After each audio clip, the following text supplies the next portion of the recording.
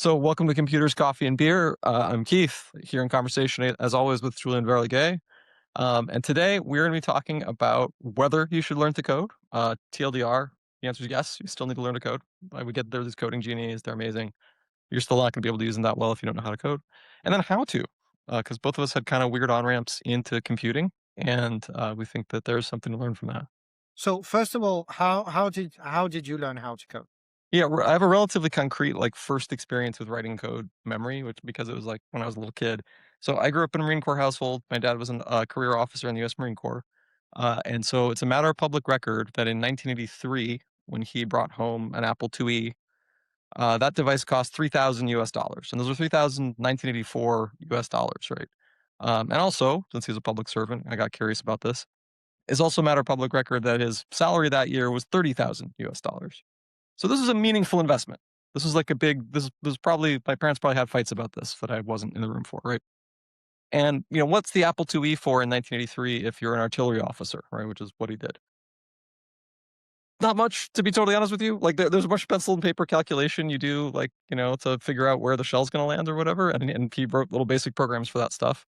But, it's this big thrumming piece of hardware. It's not, we don't have laptops yet. The Apple IIc, the luggable Apple II, had not been developed yet. So he had this thing, and in hindsight, he must have just sort of thought computers were cool. You know what I mean? In hindsight, I probably come by this interest in computers a little bit, honestly. But I was 6 years old, and we, like a lot of other people, I guess, explored this device with the books that it came with, right? So it came with sort of a little book that was a manual about like electronic level stuff, and to some extent the 6502 and what the memory map stuff on Apple IIe was. I was in no position to understand that, neither was my dad. But there was also this book about AppleSoft Basic. So it came with this programming language burned into ROM called BASIC, Beginner's All-Purpose Symbolic Instruction Code, which is one of those tortured acronyms from middle 20th century computing. And of course, this was supposed to be a software language that was so easy that mere civilians would be able to write it, because there weren't these complicated control structures and complicated notions of modularity and all these other things mucking things up. There were just little lines of code, and you could jump around the lines of code, and that was that. Um, Go and to. so exactly, yeah, go to, and there were for loops and so there's a little bit more than that, but yeah, very close to sort of not a ton of resources there for structured programming. And there were also enthusiast magazines, right? So there were these magazines like Byte and whatnot, where you could buy them at the newsstand, take them home in your sweaty little hands, right, and open up their glossy print. And in their pages, there'd be these programs that were supposed to do neat things. There'd be like a game or something you could play. We never got one of those to work. We'd sort of type it all in and just never get it to the point where we didn't make a mistake somewhere and not be able to run the game. But it was an experience trying to get a computer to do something, and it made a kind of big impression on me. I think I didn't. I don't know if this is really the time that the coding bug took for me, right? I didn't sort of immediately go out and seek other mentors and find other resources and learn more and consume things at the library or something like that. Again, I was 6, but it was a very memorable impression. It was kind of like a cute father-son memory as well. I think the bug bit me for real in high school. I think that was when I had exposure to a computer actually at my high school in Portsmouth, Rhode Island, PHS, Go Patriots, which had a PDP-11 still. It had a PDP-11 that was actually running RSTS, which was DEC's operating system for the PDP-11. It was also one of the early machines that ran Unix, but it wasn't running Unix there. And they had little VT100 terminals set up in the computer lab. And I could write little Pascal programs using a bizarre editor that I now know was Tico, from one of the predecessors of Emacs. One of these bizarre editors where it's all crazy keystrokes and stuff. And that was kind of when the pill really started to dissolve into my bloodstream, I think. But how about yourself, Julian? So it's actually funny. We never talked about this. My story is very, very similar to yours. Almost identical. So, my parents bought an Amstrad back in the days, and it came with a book. And in this book, there was BASIC, and how to program in BASIC, with little games at the end of the book that I tried to copy on my computer and never quite got them to run, but actually forced me to debug what was going on. And that's when I started to make sense of what the program was doing. But I was a little bit older. I wasn't 6 years old. I would say 7 or 8 or something like that, but still very young. But same thing back then, what I was really trying to do was to get that thing to play a video game for me. So Yep, I yep. wasn't really interested in the code whatsoever. And then in high school, I learned Pascal when I was like, yeah, 14, something like that. And then that's when I really got more interested into software and things got more serious. But I would say, and I think that's probably different from you. So then I learned C. But I would say the revelation Same for so me. far, believe it or not. But yeah, keep going. So the revelation for me was scheme and functional programming. That was an eye-opening moment because I stayed in the realm of the classic programming languages, more mainstream things up until the age of 20. So I got exposed to functional programming really late. And then OCaml, that was another one that was another eye opener for me. But I would say where I really caught the bug was with Pascal. This is the prescription so far, right? Start when you're 6. Learn basic to try to copy somebody else's No, program, but I mean that's a and bad then prescription because today, to be kids honest today with don't you, even know what basic is. I By would the way, have like never nobody had. done that in today's world. Never. Because all Mhm. I wanted to do was play video games, and today you can just play video games on pretty much anything Yep, you can get yep. your hands on. Right? Anything with a screen has games in it. So I don't think I'm wondering if it would be a good idea to build a device that you can give a 6-year-old that only has, the same things we had so Yeah, that yeah, yeah. they actually have to write down the programs to get them to 64 do kilobytes and like a Z80 or a 6502 or exactly. something, and like Maybe a ROM that's basic. Yeah, maybe that's what we should do. I don't know, but I think this is not going to fly in today's world, right? Like where yeah, video yeah. games are everywhere. And so I don't think that's a good starting point. And then, so what's your take? So have you ever been exposed to functional programming, or Yeah. when did that happen? In 1998, I spent 1 year in Oregon, and I was at a place called Oregon Graduate Institute. Oregon Graduate Institute is this bizarre grad school that used to exist. It doesn't exist anymore. For that Nike and Intel dreamed up because those are the two major sort of consumers of graduate degree employees in Oregon. And so it has an exercise science department, an exercise physiology department for Nike, and a computer science department for Intel, and nothing else. And it grants PhDs, Oregon Graduate Institute, right? So I went there, and there was not that big a CS department. One chunk of the CS department was busy doing some system stuff. There was a project called Quasar by Dylan McNamee that was oriented around like doing quality of service stuff in operating systems. So it was like hacking up the Linux kernel so that you could play video. By the way, the mid 1990s to late 1990s, it's still arguably a research topic how you like reliably play video on a personal computer, right? It's still sort of a little bit like, yeah, it works a little bit, but the sound and the video get chunked up and you like drop frames and whatever. So making something reliable there was like still kind of a research thing.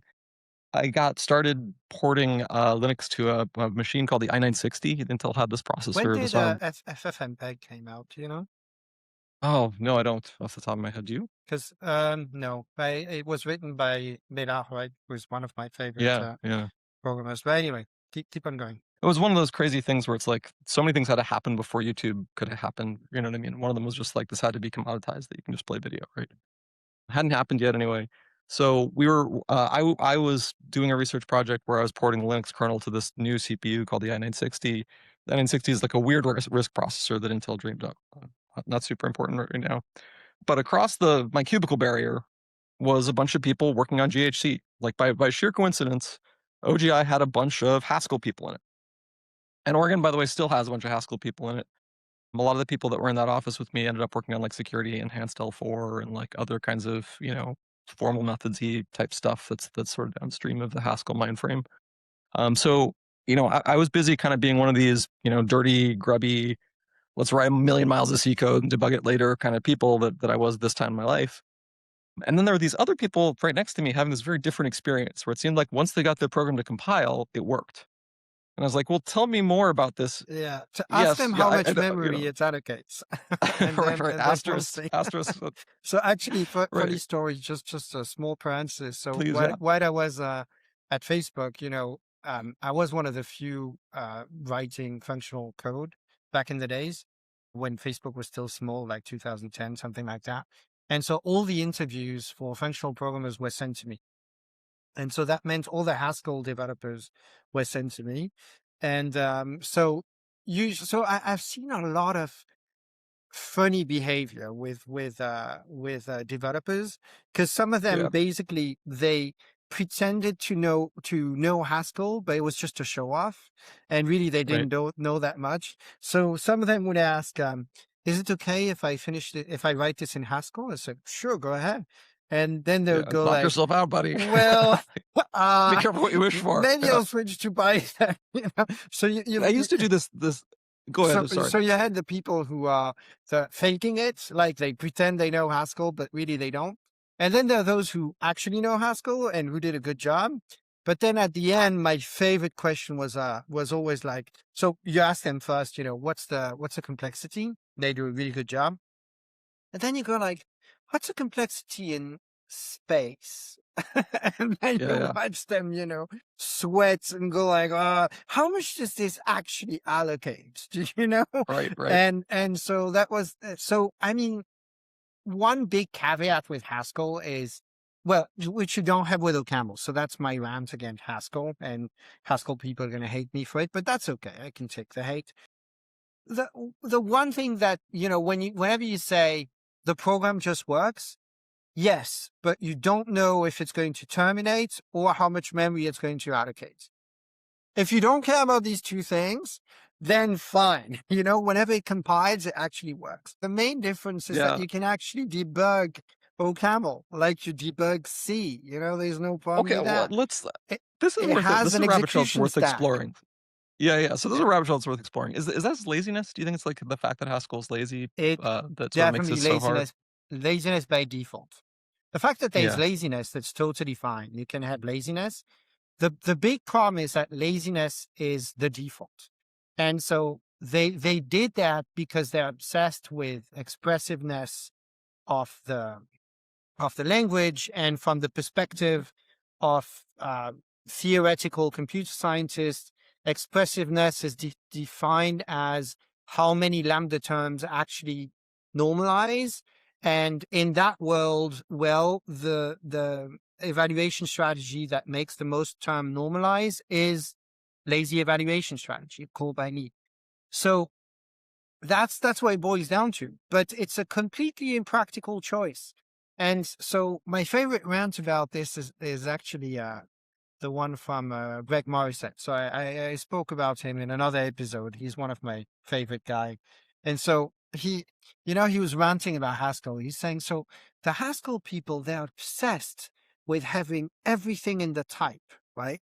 So they don't want you to be able to have a function write to a file or log right. something, because, it has to be part of the type. It is to be a monad that shows that, whoa, whoa, whoa, whoa, this function could write to a file, that we really need this in the type, right? And so these are people who are really obsessed with having all the information in the type. But the one thing they don't seem to care about is this value actually a value? They don't care Right, about right. that. That's totally fine. And when you think about it, it doesn't make any sense. If laziness was not by default, then you would see it in the type. You would see in the type that it's a lazy thing, which means that when you try to force it, maybe it won't Something might happen, terminate. yeah. Something could happen. An exception could be thrown, whatever. So the type would be more precise if laziness was not the default, right? So Translating yeah, this to kind of like terms that might be a little bit more democratically accessible these days. It's as if sort of everything were a future or a promise or something, as if like that were the yes, default thing. yes, Like it's as exactly. if you So yeah, that's right. So yeah, it's so for those who come from JavaScript, it's as if every single value in your language was a promise. And then whatever you want to do with it, it's whatever you compute, whenever you compute anything, you create a promise. So try to imagine what is actually going down when you execute that thing and how much you actually allocate. And the way this thing is actually computed is a graph reduction algorithm. So it doesn't use a stack. So, we like to think about program executing line by line, and then that's how we like to debug, right? We will print before, print after, or use GDB if you don't use printf debugging. That's, you're not supposed to, but whatever. We're right, right. old school. And you're not able to do that because the whole thing is a graph reduction algorithm that could, evaluate things in an order that you don't Right. understand. And so for me, that's absolutely it. What was the one big bad design decision that Haskell made was laziness by default. I'd had this experience in 1998 where it seemed like there were these like people who were way smarter than me and were saying stuff about category theory I didn't understand at all, having this amazing programming experience writing Haskell. I started messing around with it a little bit, and it's sort of in a toy context, it does that, right? Like if you're taking a physics textbook and you're trying to make a little physics package that like embodies the stuff in the textbook, you write these little Haskell expressions. They're kind of like taking the LaTeX from the physics textbook and making it in Haskell, and it like kind of works, you know. And you're like, wow, this is kind of wild. This is really different than my C++ life or whatever, right? And Yeah, but in nobody wants a when I C++ was at, life, Come on. yeah, well, so that's another like That, we'll get to the C part of things I mean, when you're soon at the enough. Don't bottom worry. of the barrel, anything Yeah, yeah, looks yeah. better. But And to be please, clear, like I always identified as a C programmer first and a C++ programmer by like sort of professional necessity or whatever. But hang on for a second.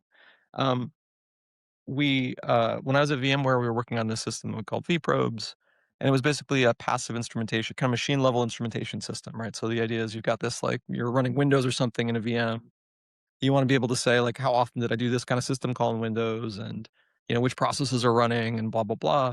And we basically built this little framework that could like safely instrument Windows underneath it. We called it vprobes. We needed it to be like a little bit programmable. We needed it to be sort of not Turing complete, right? Because we didn't want you to run an infinite loop in the middle of an interrupt handler in Windows or something and break your VM. We wanted to be reasonably safe. So we did this kind of thing that in hindsight, I didn't know about BPF and these other systems that sort of build this, but it's like very similar to Berkeley Packet Filter and these other systems that have similar constraints where there's this little tiny VM, it can like run your little bytecodes. You only have so many ticks of the virtual machine clock before we time you out and so on. And then a few primitives that make it easy to like gather stats and a couple of other things, right? So we built this thing. We need to be able to program it a little bit. And the way that we decided to program it a little bit was going to be this like subset of C that I was calling Emmet at the time, which is my first son's name, by the way. And the compiler for Emmet needed to be like to basically include the type system of C. We wanted to be able to pound include Linux kernel header files, for instance, so that we know what a proc structure looked like and things like that. But then the actual instrumentation code had to be something else, right? And so it was kind of like this mild, good sized compiler project in a way, right? And I decided to do it with like Parsec and Haskell and all these like other like power tools that community has for language processing. And we got it to work and shipped it and stuff. And then as soon as I handed that project off, as soon as I I think pretty soon after that was when I started at Facebook actually. The team, when I caught up for a coffee with the guy who took it over, he just like, yeah, we just rewrote it all in OCaml, like first thing. We just and it was OCaml, by the way. It was like I thought you'd get a kick out of this. So you guys won one at least like in my limited footprint of attempts to ship Haskell. yeah, And I it was mean, more or less just like nobody could figure out what it was doing, right? Nobody could figure out like why it was so slow or why whatever was going on. exactly. So that's the thing. So I think Haskell tends to produce correct code, and there are a few people who can write efficient Haskell code, but they really know the compiler inside out. And I think others who write efficient Haskell code are those who are cheating. That basically write everything in a monad. And then if you do that, you're writing, procedural programming using, a functional language. So then I really don't see the point. But if you don't do that, you really need to know how the compiler is going to work things out. And it's incredibly brittle because, there could be a compiler optimization that kicks in. Sorry. And if it does kick in, it's going to in place modify a data structure, and it's going to be very fast and very efficient. But now, for some reason you change something that seemed completely unrelated, and this optimization doesn't kick in anymore, and all of a sudden you're allocating a gig of memory, right? So Yep, yep. it's memory that will be collected, don't get me wrong, because there's a garbage collector. But so that's my experience with Haskell. It's on small programs, it feels magic because it works and the output is good. But when you're trying to ship something professionally, managing the performance and predictably, like, in a Yep. way that that is just always going to work. It's reasoning about the performance in Haskell is a nightmare. It's basically what it boils down to. And it's really because you don't know how much it's going to allocate and why. I think one of the reasons that this is still not, like, popularly well understood by the Julian is, like, unless you are implementing novel lock-free data structures, like, just don't do this. Doesn't make any sense. Like, unless you're building your own kind of, multiprocessor mutable structure, or you're implementing a garbage collector or some other kind of exotic systems thing, I'm not sure you need to know this stuff. And understanding this stuff is an interaction of both, like, compilers, like, a compiler level abstraction, right? Like, release semantics and acquire semantics is like a language level abstraction that hides real diversity in different CPUs. Like ARM has a different memory model actually than Yeah, x86. yeah. x86 does some of this stuff for you kind of automatically in a way that's hard to reason about. It means if you just kind of write this code in a sloppy way at C or C++ and it runs on an x86, it might not work on other processors, even though you've got a perfectly good C compiler for that other processor. So I mean, this is really kind of like I understand like your frustration, and I I also understand why disagree. I people are like, "What are you disagree. talking about, Grandpa?" I think Okay. you should know these things if you want to write efficient code. And so And also I think I tend to agree, of course, by the way, and I think we did skip over an obvious thing in 2026 that we probably should not skip over if we're talking about, how to learn to code, which is should you even learn to code, right? We've got, oh we've got these genies. You say, "Hey, make me a CRM, don't make any mistakes, write lots of unit tests, go," and it can do it. So why do I need to know all this crazy stuff about where the curly braces go and when I want to acquire semantics and release semantics and what a load is and what a store is? yeah, so I mean, if we are operating under the assumption that an AI is going to be able to program better than any human being on any given task, then learning how to program becomes purely basically intellectual curiosity, right? And that's true, but I don't know that this is going to happen anytime soon. So I go back and forth on this. On Monday I think, oh my god, AI is amazing, and then on Tuesday I'm like, well, I can't believe you got that. This is so wrong.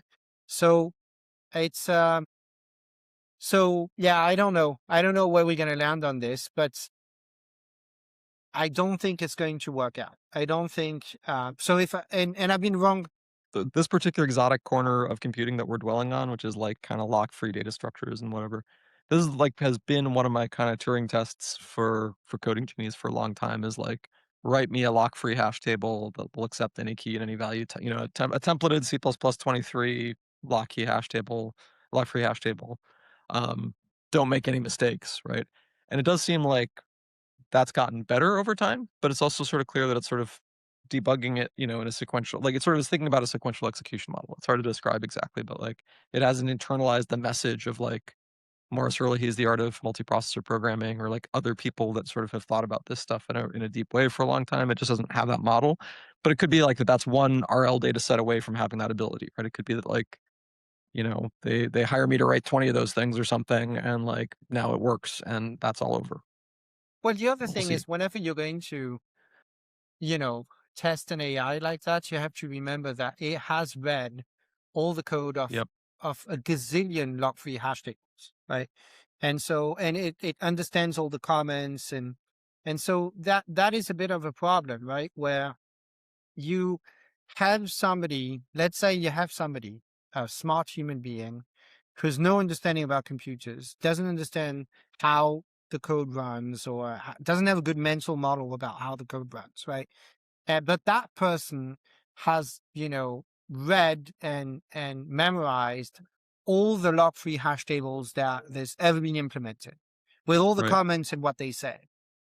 Right. Don't you think that this person would be able to bluff you in a test like that? Probably, Sure. right? Sure, sure. So, and that's very worrisome because the hash table is not the interesting thing, right? What you want to see is what happens when you ask something it has never seen, right? And how does it do then, right? So I don't know, man. I keep on going back and forth. Yeah. I think AIs are fascinating, but I right now I don't see it, and I don't see I mean, it. I'm tempted to draw an analogy with the Haskell compiler in some ways, right? Which is like, it's nice when I'm able to get Haskell to work the first time on a toy problem, and especially if it's like a domain I'm not that familiar with, and I just want to get it done with, and I'm happy that it works.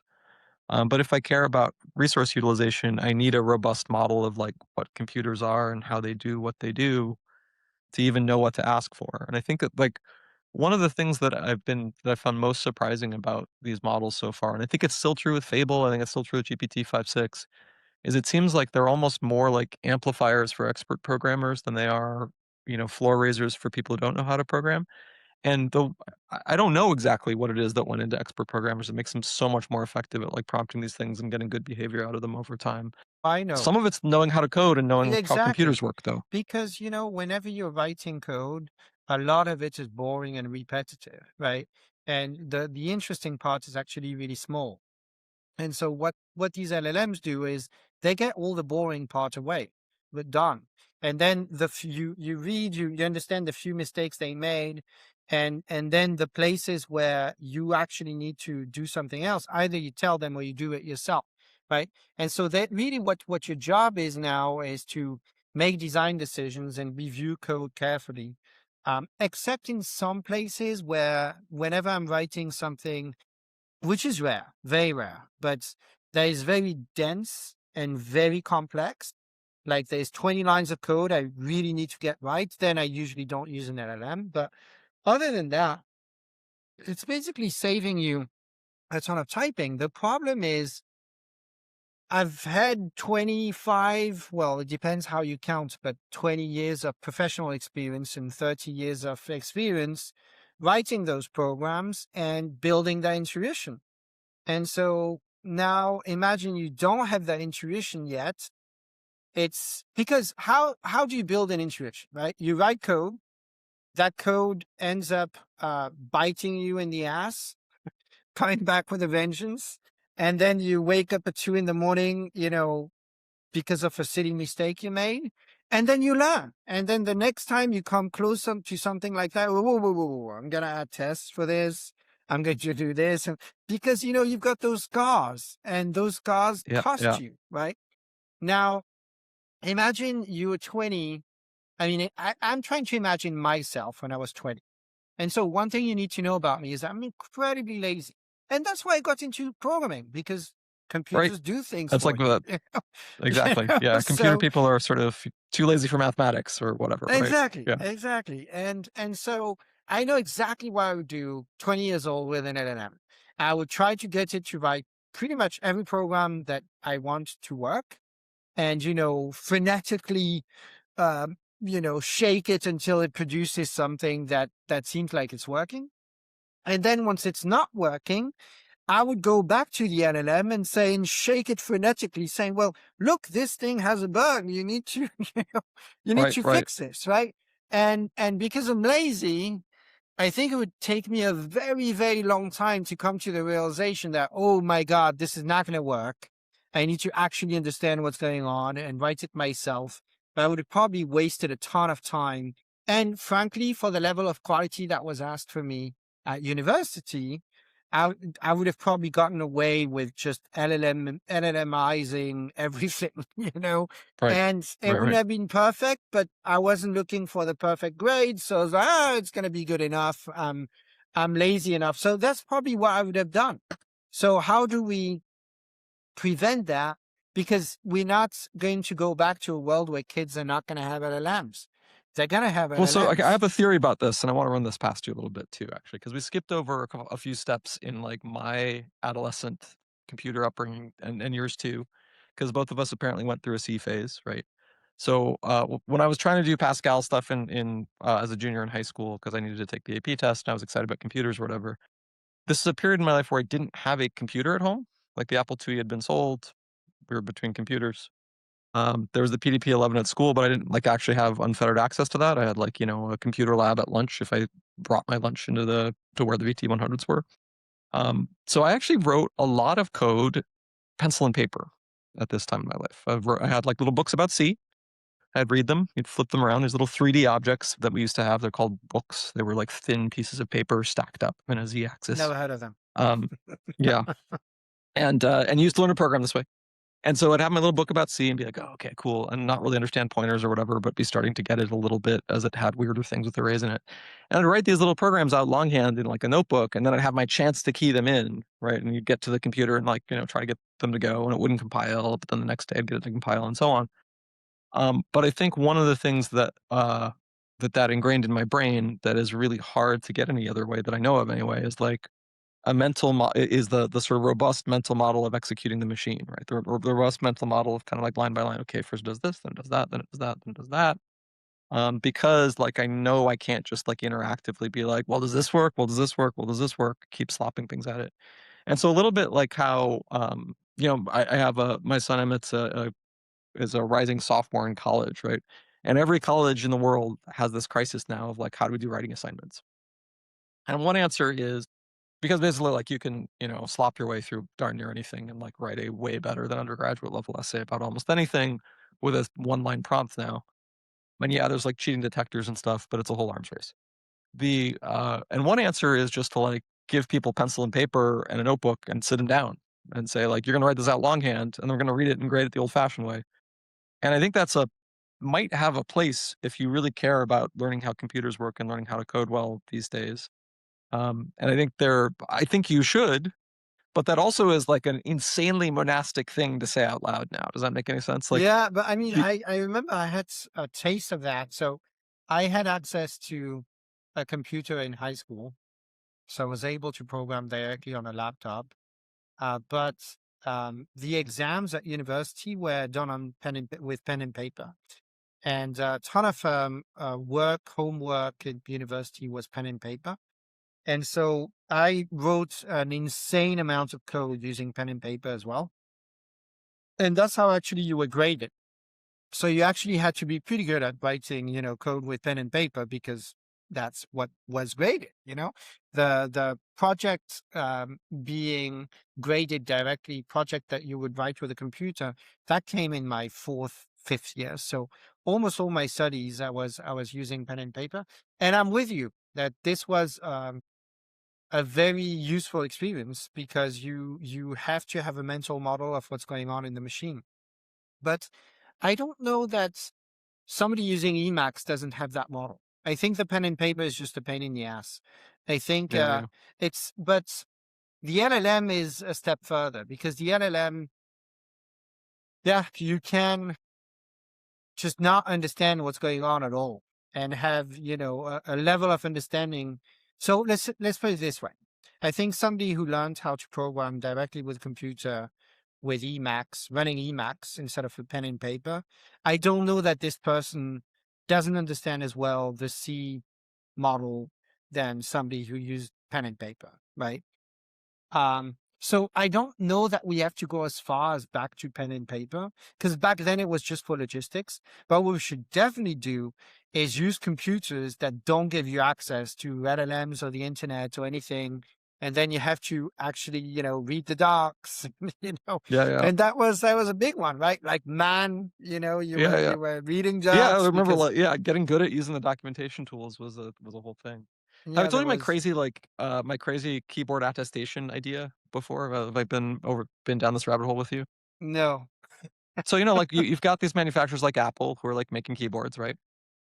You could have them, um, imagine, they've got this magic button that you touch with your fingerprint already, right? So they've got that one magic button. Imagine there's a new magic button. And what the magic button does is like sign a digest of the keystrokes from the last 30 seconds with Apple's private key or with a key that's on the keyboard anyway. Um, this would be the basis of a technology that would let you say a human wrote these characters, right? This would be the basis of a technology that lets you say like this got typed by a person instead of by an LLM. And I think there's analogs with like cameras and stuff too. If you're worried about like AI propaganda and things like that, right? I can imagine doing a similar thing with like, hey, a photon sensor actually captured this from a real physical light cone, modulo encryption working, right? So wait, Um, why couldn't an LLM use the same key to generate it's a secret text? because Apple doesn't give their keys to OpenAI and doesn't give their keys to Anthropic. They put them in a secure enclave on your keyboard that they ship. The same way your phone has these things. Okay. And this is Yeah. like a weird, standard that I think you could imagine proposing. It takes like a little bit of coordination, right? Because like once you have a keyboard that can produce this, you need something that can kind of consume it. You need to like ship it around somehow, and you need to like decide how the little JSON blobs are laid out and blah blah blah. But you can imagine a world where I can basically have a Google Docs, except only humans, hitting the springs on keyboards are able to populate the characters in the Google Doc. Or at the very least, I can go back and see which keys I hit, right?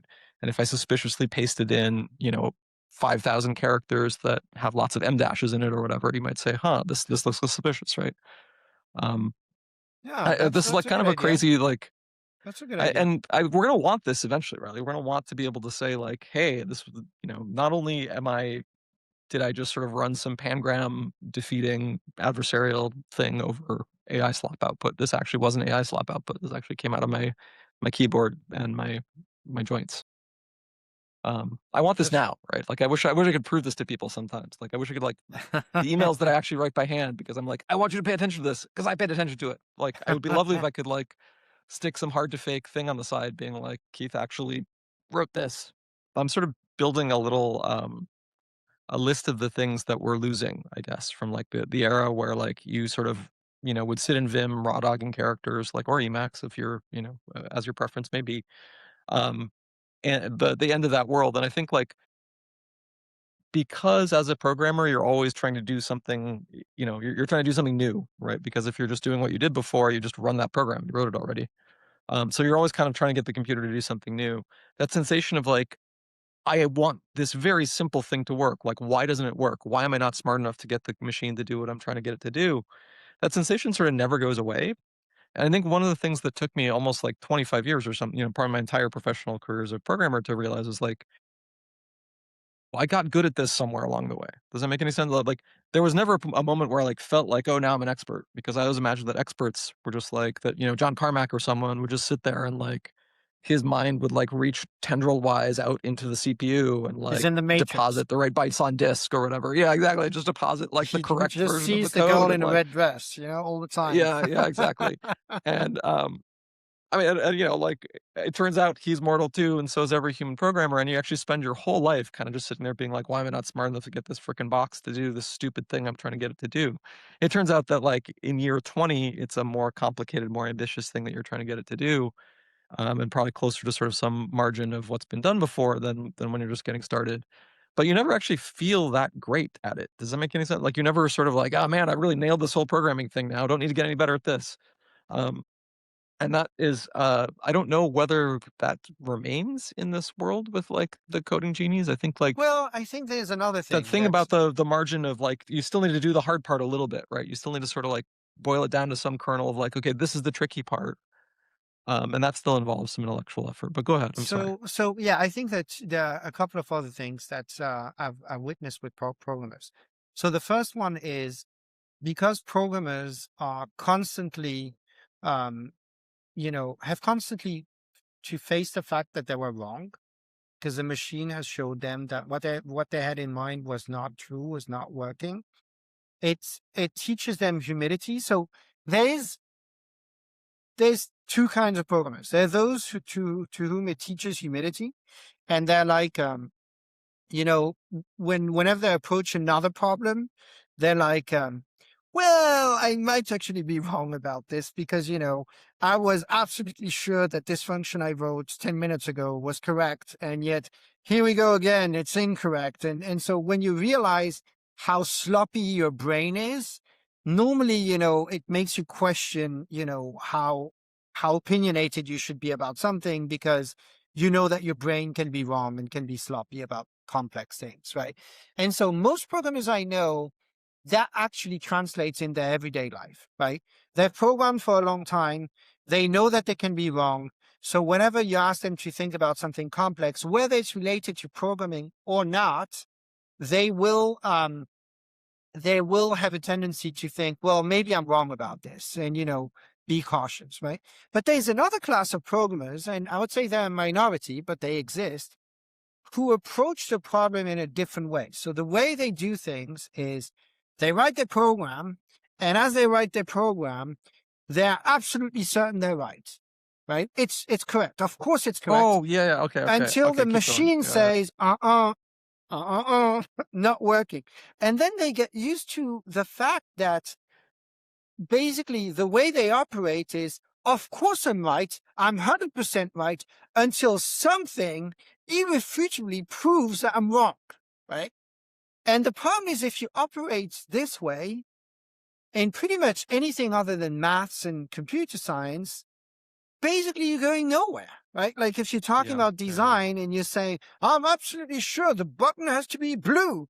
And until somebody proves to me that this button doesn't have to be damn blue, I'm going to assume I'm right. Then that leads to, a kind of toxic behavior. So I would say overall, spending your days having a machine telling you you're wrong is healthy, and it leads to healthy behaviors, outside of, in the rest of your life, outside of a few exceptions. And yes, I think that's part of what LLMs are probably going to change. Also, when it comes Mhm. to maths, because maths is a lot like that too, where you have to be precise, and part of mathematics was, of course, the interesting part was you had to be inspired, you had to have ideas and how to connect things and how to model things. But there was the grunt work of actually writing down the proofs, and where you had to be meticulous enough to make sure that, you were not making any mistake, right? And Right, now right. that part is probably going away because you'll probably give it to an AI and say, well, use this and that theorem, go prove this, and it's probably going to work, right? So Yep, yep. that's probably going away too. Yeah, it's wild. We had at Pebblebud, we had a conference of sort of working mathematicians a couple months ago, just like a 3-day kind of discussion about AI and math. And it felt like sort of 18 months ago for programmers. It felt like sort of, the way that the programmers were when it was first becoming clear that this was sort of important, that was going to change the way that we operated. And the whole set of reactions kind of ran the gamut from like, people who are in an academic department where they model the profession of mathematics as the production of new theorems. And if there are machines that do this, like, why do we still have math departments and how do I get funding, right? Versus people who are all the way on the other side who are like, hey, I got into this because I was curious about the universe and curious about these intellectual questions and think about all the amazing, chunks of the idea tree we're going to be able to unlock once we're able to answer some of these long-standing questions.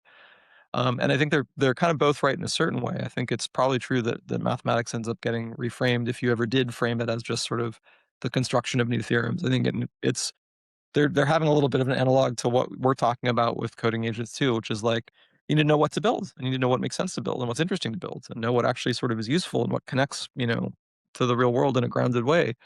And they don't know that yet. And I think there's a similar thing, oddly enough, with mathematics. You think of mathematics as being this kind of pure crystalline structure in the space of ideas, and there's a perspective where it is, I guess. But the theorems that we find interesting are very, very sparse, right? Like the parts of mathematics that we actually care to explore are really, really sparse in that sort of vast galaxy of kind of little trivial changes on things we already know. Um, and you still need somebody to sort of say, like, no, Riemann zeta function, this is a really interesting object, or, Yeah, but you this, could also have an LLM say that too, right? You can have an LLM yeah, that that's say true. maybe an LLM or something else, an AI that says this is actually a really interesting theorem. If I was 20 years old today, well, 20 maybe a bit younger than that. Let's say when I started programming seriously, let's say 14 years old, I would be a vibe coder today. I would be a vibe coder because, I was lazy. I was very, very lazy, and I still am. And that's what got me into programming. Like I wanted Interesting. computers to do things for me. So when I was 14 years old, I would have become a vibe coder, which means I would have frenetically prompt the computer to do things for me. Yep, yep. And so just so that the audience is following, what I call vibe coding, I think smarter people have defined this before me. But what I mean by vibe coding is you write a prompt, it generates a program, and you never actually look at this program or try to understand what it does. The only thing you do is you run this thing and you see if the behavior is what you want, right? Right, right. So, for example, you write me, an app that tracks my calories, right? And so then the LLM produces something, you run the app, and then you say, oh no, I want the button to be there, not there. And you keep on prompting. And basically the LLM keeps on iterating on the program that you're trying to build. That's vibe coding in my book. And I think back in those early days, given that the kind of things I was trying to do was simple, I would have probably never gotten out of the LLM or the vibe coding jail, if you will. I would have kept on, and so one of the challenges for educators is going to be you now have a new generation that's coming. They need to actually understand things, whether it's in mathematics or computer science.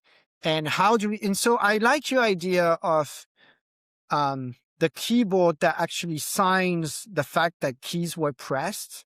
That's Yeah. actually pretty neat, because now you actually have to press it with your fingers. Of course, there will be people who cheat and who will have an LLM, another computer that produces the code, and they copy that code with their little fingers. But at least they're writing something. I mean, if there's a secure enclave, if you kind of imagine that hardware encryption works, right? If you kind of imagine that there's a tamper-resistant store that like can sign stuff that I can slap on a keyboard, which there are hardware products based on this today, like HKMs or whatever.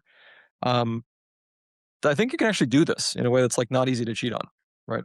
Maybe we should make a Well, hardware GoFundMe. Maybe this should be the Well, spin-off of the only way to cheat at this point is to have a second computer that is connected to an LLM and that produces the code or produces the text, and then you have to copy the text. Well, with so remember your that second fingers, right? computer would need to either know the secret that's in the hardware key or robotically produce it, right? So there's the analog hole, right? Like I could have robot hands type on this thing, right? And then the robot hands really would look like they typed it. But that's a Yeah, pretty that's what I'm expensive saying. analog hole, right? Exactly. So you can still cheat, Yeah. but it's expensive. Just like It's I can just point an got a iPhone lot more camera at a expensive. screen that's playing an AI slop video or whatever, and then like you'd have a iPhone Well, camera to I mean, capture the the other AI thing you slop could video. probably do is hijack the signal that sends it, because, the hardware that signs the keys is listening to the device. Uh-huh. And so you can probably No, hijack no, the that hardware signal. it's on device. You buy the keyboard. The No, I keyboard. get it. I Okay, get okay, it. But sorry. you buy the keyboard with there's a little thing on the keyboard. Yeah. And so every time I press a key, there's a signal that leaves the key that goes to the thing that signs, right? Mm-hmm. Mm-hmm. And so all you have to do is Well, I hijack see that is signal. replay. Okay, yeah. So if I have a Yeah. JTAG or something and I Yeah. electronically mess with the switches, yeah, it's true. You could make this sort of switch array of the keyboard. You could Yes. instrument that and cheat that way. That's true. But yeah. I mean, you're talking about sort of like attacker hardware at that point or whatever, right?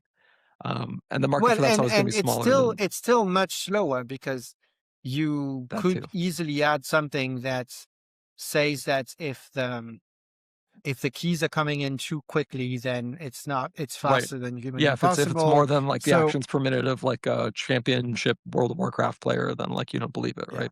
Yeah. yeah, No, exactly. I really think there's sort of something here, by the way. This would be fun to try to start doing things. And then you could like make web browsers that have text entry fields that like require that you use one of this thing and then blah blah blah. Um, I really think there's sort of something interesting here. It's tricky because you know, you have to coordinate lots of parts of the software stack, right? This is not a problem that we've had to worry about until right now, basically. And so the software stack kind of assumes that like input devices are input devices.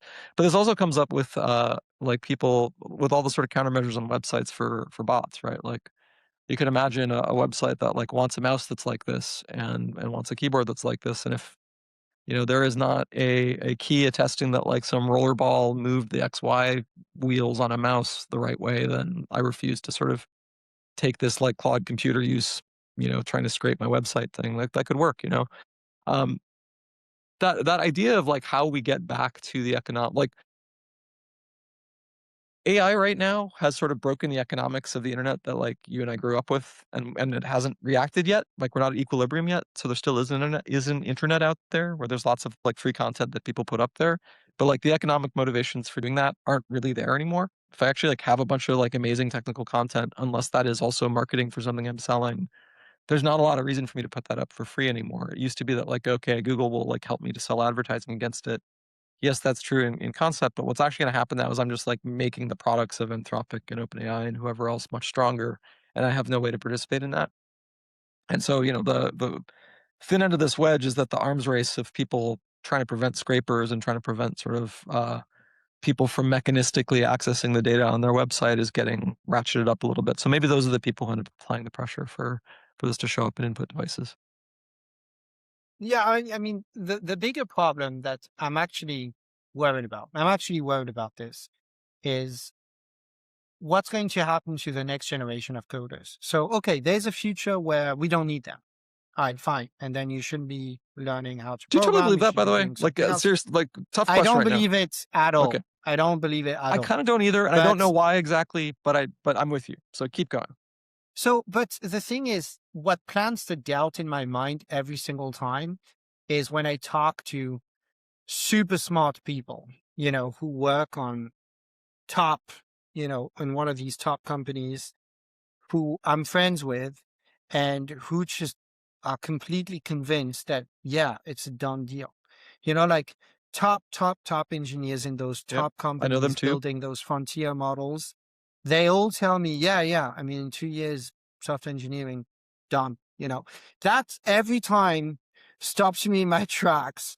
And I'm like, whoa. Like, and if that person thinks that, and that's not somebody who is, super enthusiastic about everything, and who believes in every fad that the internet, has produced. This is somebody who's actually critical of a lot of things. So that always stops me in my tracks. But at the same time, the dissonance with my experience with those LLMs is just so big every single time. Yeah. So here's a way I see it. If we had an LLM where you could say, design me a piece of engineering, a piece of software, Hmm. that is actually really hard to design. And it doesn't have to be full-fledged, doesn't have to be the full thing, but, something that a graduate student would design and write and get right if you Right. gave them enough time, right? So let's say you told an LLM, hey, design me a database that has this and that property, right? And if it was actually able to produce something that works, then I would say, oh shit, Hmm. time's up. It's happening, right? And or a database or something else, could be What a would your kernel, threshold? could So, be. it so happens I'm in the middle of such a project, by the way, and it's literally a database. Uh, like, what's your threshold for how one-shotified that needs to be, I guess, right? Because, like, it's Yeah, still so very that's much a a big thing. project, to be clear. Like, my experience so far is it's still very So much like I that's have a to that's a exercise a big lot thing. of For yeah, me, it would have to be a one shot, yeah, yeah. and it would have to be different enough from something that exists. So let's say, here's my take. It would have to be one shot. It would have to be different enough from something that exists, that, clearly it was not by copying, another program or translating another program. And it would have to be sophisticated enough that, the complexity, is non-trivial. So to give you an idea, Postgres from 25 years ago would be enough. If you were to say, write me an implementation of SQL that had this and that property, and that does this, and that, and you test this and that property, and it actually able to do the whole thing by itself, that means it was able to design the whole thing and was able to test the whole thing. And it was, because so far, the things that I see are things that don't have one of those three things, right? So either it's, there's a gazillion of those on the internet. So you say, all right, write me a log-free hash table. Well, how many log-free hash tables are there on the internet? A lot of them. I mean, it So turns if out. you Yep. read them all, and if you will be able to put something together without understanding what makes a hash table, a log-free hash table, or a log-free hash table. The number two thing is, it has to be by itself. because if there's a human who's hand holding and saying, oh no, do this and then don't do that, then okay, but then the human has, help with the design decisions, and who really made the design at this point, right? Right, right. And the third thing is that it has to be big enough, right? It cannot be something small where you keep on, brute forcing the thing. You'll eventually get to something that works. So, the bar for me would be, hey, write me a clone of Unix that has this and that property that no other Unix system ever had, Interesting. and actually make it work. Yeah. And if you can do on a that, PC, and it boots on a PC. And Yeah. if you can do that, and it doesn't have to be at the level of performance of Linux, it could be like Minix or something like that. I don't expect the full professional thing, but if it can actually write that, that's the moment where I say, oh shit, we are fucked. That's it. Like, this is, mic drop.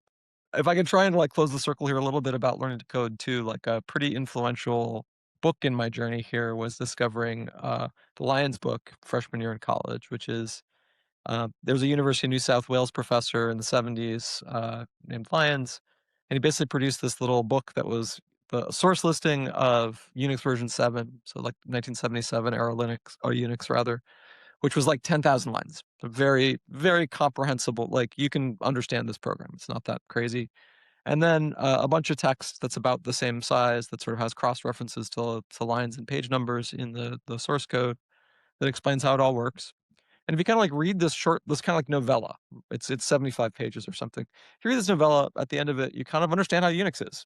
You understand like what the abstractions are. You understand how the machine, how those abstractions map to machine facilities and so on. And it's an archaic machine, and it's like there's nuance, and all the multiprocessor stuff we talked about, there weren't multiprocessors yet. There's lots of stuff that's very uniprocessor and blah blah blah. There's still lots of work to do on Unix. But that actually inspired me freshman year to take the operating system class that Brown University had at the time, which at the time was based on a bunch of kind of ideas and operating system research that were au courant in the late 90s, right? So it was a microkernel, it was object oriented, it was sort of written in C++, lots of other things about it that were kind of hard.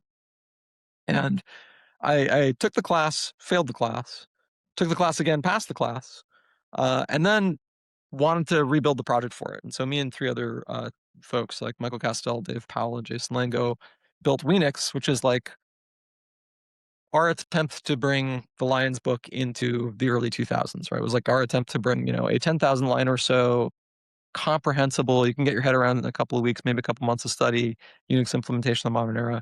As far as I know, this is still the operating systems lab course at Brown University. Tom Deppner, the professor, actually wrote a textbook about it. And, the property that this one had was basically like tractability, was just sort of like make all the decisions in like a relatively simple way. But there's still a file system, and the file system still has, permission bits on it. And there still are, there's still virtual memory, there's still fork. You still like care about inefficient implementation of fork and all these things. And there's a lot of nuance there that like I think is pretty rich and pretty satisfying. And you're right, that'd be fascinating to see. And while we're on this, by the way, you mentioned before about like sort of the life cycle of programs. It's a fact about the software industry that the vast majority of economic activity in software is in maintenance, right? The vast majority of sort of where the money goes, whether you're in sort of like a FANG company or OpenAI or wherever, is not, And that's usually a big problem because the people who are in charge of the company, they need those maintenance people. And what they don't realize is those maintenance people are very good at maintaining the system in place. They're very bad, horrible people to ask, should we do this new thing? Right. And that's how big companies become basically, frozen. Like nothing new happens because every time there's a new idea, the boss thinks, well, I'm going to ask my guys what they think about it. Well, I can tell you what you guys think about it. And I mean, some of the teams that you were involved in, I've seen them evolve. I've seen go from you were the new kids on the block, full of new ideas and you come 10 years later, and whenever you ask that same team, well, shall we do, you're not able to finish the shall we do this with a sentence. They're like, no, nothing's possible. No, exactly. Go away. Go away. Leave the room now. And so And so that's a problem for companies, right? Because they need people to rely on that they trust, because of course what matters to them is a system that is actually running, right? And that's how they make their money. So they don't want to upset the existing ecosystem. So a natural inclination of the leaders of a company like that is going to be like, well, let's ask the people who are actually running my stuff what they think Of about course. this new thing. And what they don't realize is that the people who are maintaining things, they love that mindset. They want to keep on maintaining whatever they're maintaining. If you come in with something too drastic, too novel, they don't like it. And it's not because they're evil spirited or, they're bad people. None of that. It's just that it's not in their temperament to like new things. Can I try and like get through a couple of takeaways here that are hopefully useful? So for one thing, Right. right, learn to code. Like that was one of the preliminaries. Is like there's the people are asking the question: is knowing how to code a depreciating asset? I think it's an appreciating asset. It seems like it's providing more leverage, not less, over time as these agents kind of take over some of the grittier work. How do you learn to code? You learn to code by coding, right? By writing a lot of it, including probably writing a lot of it without the aid of LLMs, which I have to admit seems to require a superhuman amount of discipline. And I don't have a perfect solution to that right now. We talked a little about longhand and magical keyboards that force you to do it. Maybe other pedagogical tools are part of it. And you also need to read the code. Like I think neither of us think that the era of vibe coding, at least for ambitious software projects, maybe you can vibe code your CRM or your recipe book or your exercise diary, things that have been done a million times before. But doing something new at the boundaries of software, which is what writing new software is for, right? If you're not doing something new, just use the old software. Um, if you're doing something new with the boundary software, you still have to read it. And the more you know about how computers work and the more you know about how code works, the more expert you're going to be at reading it and at exercising editorial control over what these agents are doing. What are some other big takeaways that we're missing here? It's just fun. Just learn Yeah, it because it's fun. that too. It's like, it's as if somebody was telling you, why should I read poetry? Well, because, Yeah, it's fucking awesome. right. That's the other thing with science and computers and maths and all that stuff. It's fucking awesome, Yeah, there you and go. an LLM can do it. Yeah, an LLM can do it. Fine. But I mean, it's true that now we're professional software developers. So we think like professional software developers, which is like at this level, you're expected to write things that are new. That's true. But remember, for a long time, we were not professional developers and we're just writing things that were not new. Like I've written a malloc and, like Yeah. Jason would probably laugh at my implementation, Well, but I guarantee and you, Jason so started off by just writing, by writing a free list or something, by just writing some malloc that exactly, yeah. exactly. And so I think that's the other thing. Like, it's just awesome. Understanding mathematics, understanding computers, understanding science is awesome. And it will, open your mind to so many other things that, that's the missing takeaway for me. Like, Yeah, it it's just doesn't part of matter our if an birthright as LLM humans, knows how right? It's to do just it. a part of intellectual culture now is like, Exactly. this is a thing you can do and it's Like rad. it's rad. Exactly. And you'll understand things in ways that, will change the way you see the world and how you think about things. So for example, in mathematics, what's really good when you're good at maths, which is not my case, but what maths had brought to me is the ability to formalize, right? So you have a problem, and I still do it today, like whenever a problem gets a little bit complicated, even, for mundane things, I still find myself going like, okay, x plus 2 equal y. And I'm basically formalizing whatever, in that particular situation, whatever, the, the problem, how it should be formalized. And then I apply the rules of mathematics to solve the problem, even in mundane situations, right? And for software, I think, and I think I've said that before, but I'll say it again. What is the difference between, and that's why so many people are good at Excel and not so good at programming. The difference for me between a programmer and a non-programmer is that the programmer is able to simulate the machine, what the machine is doing, especially what's happening in memory in their mind, right? And so that the for loop is really, or the non-trivial while loop is really where for me the difference happens, right? Where You take somebody who knows Excel, they never have to think about states.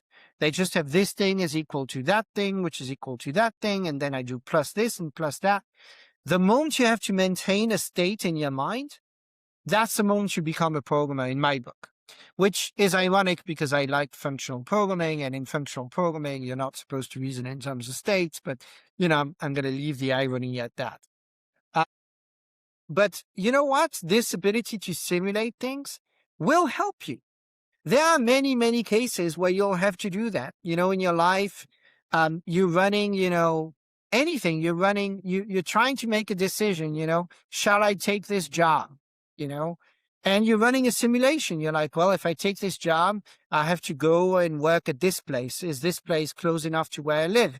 And then if I do this, then this will happen and that will happen. And you're running a simulation. You're maintaining a state in your mind. And that's just one example, but there'll be many others.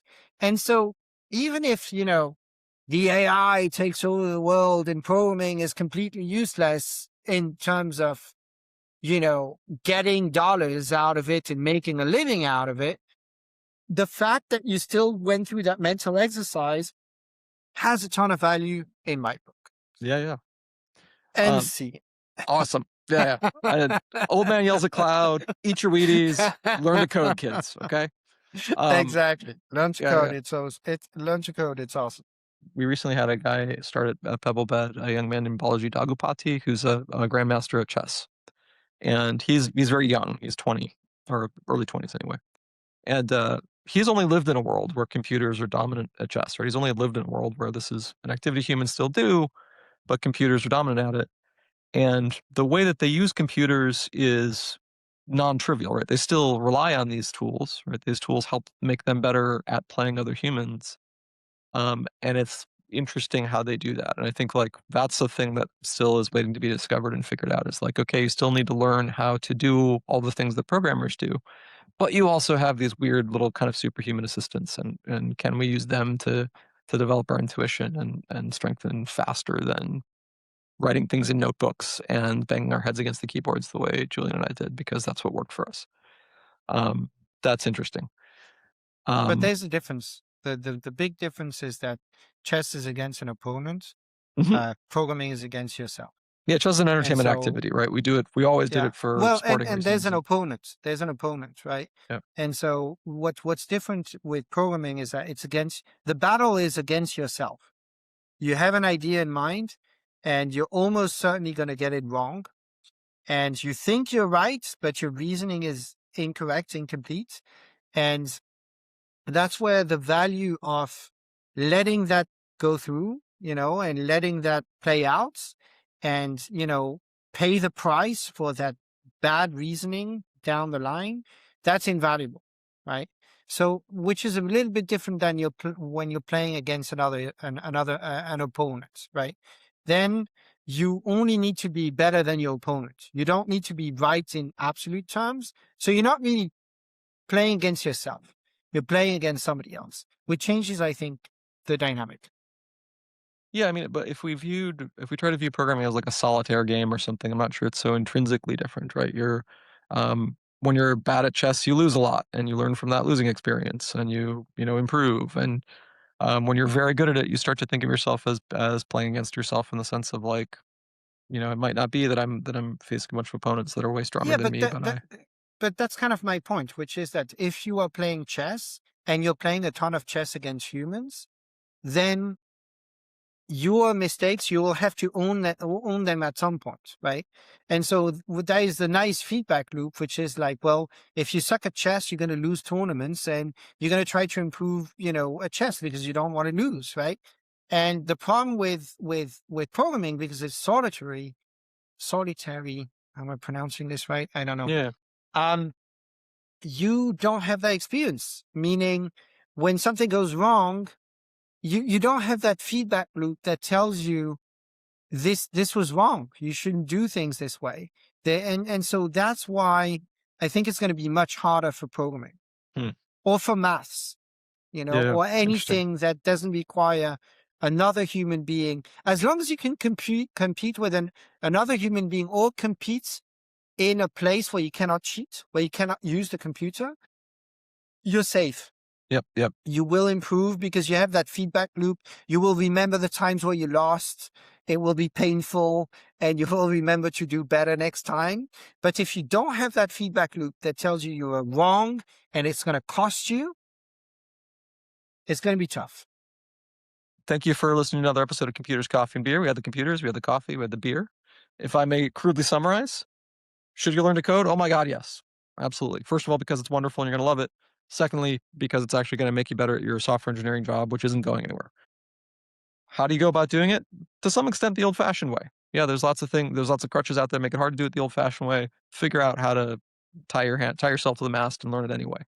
And you're still going to need to read a lot of code. Almost even in a world where it's only computers writing the code, the fact that you know how programs work and know how computers work is going to make you way more overpowered as a user of these coding genies than people who are just vibe coding in today's parlance. Julien, thank you so much, and thank you for listening. And we look forward to talking on another episode of Computers, Coffee, and Beer. Remember to smash like and subscribe, and have a good one. Thanks, Keith.